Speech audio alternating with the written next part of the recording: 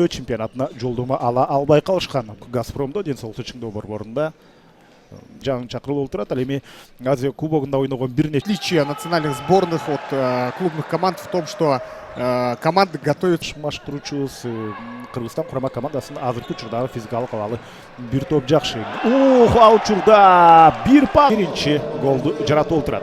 Луис Бернард Малина ушул тууралуу айткан болчу.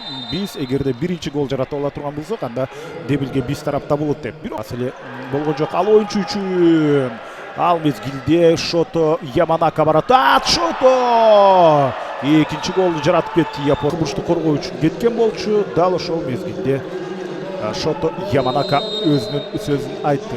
Албетте Жапон курама командасы Кыргызстан үчүн өзгөчө даярданган.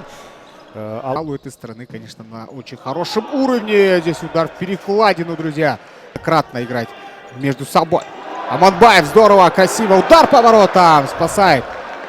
Тыкабалдан гол жаратуу жагынан чебер, бирок азыр пас берди. Жана ушул жерден сокку болчутат. Жана азыр Жапон оюнчулары кайрадан чабуулдат. Жана ушул дайыма жеңишке ойнойт, ошондуктан албетте азыр сонун пас. Жана ушул жерде команда японцы идут в атаку.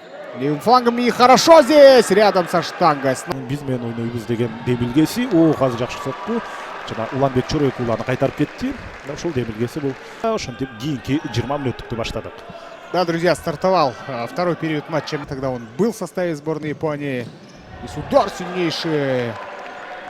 Он играет в воротах. И вот его выходы, его игра ногами, удар, добивание и спасает снова. Эки номердеги. Эки команданын 13 номердеги оюнчулар ойногон кандай керемет реакция. К счастью, конечно, для нашей хорошая комбинация. Вот здесь можно было наказывать, но опять. Сумга барып топту сактап калды.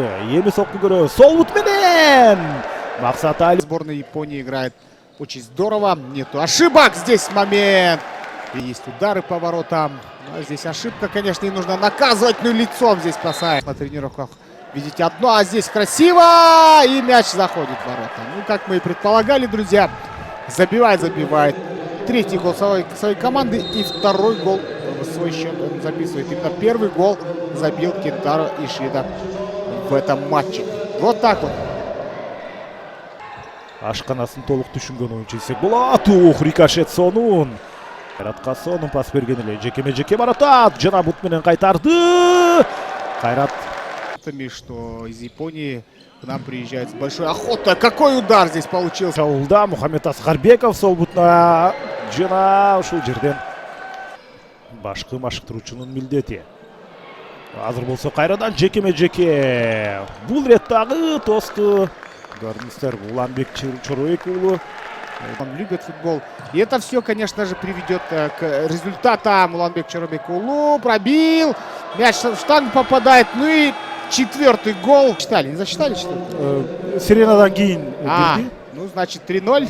Ну, тем не менее, являем представители, опять же, страны восходящего солнца, или как еще их называют, самураи.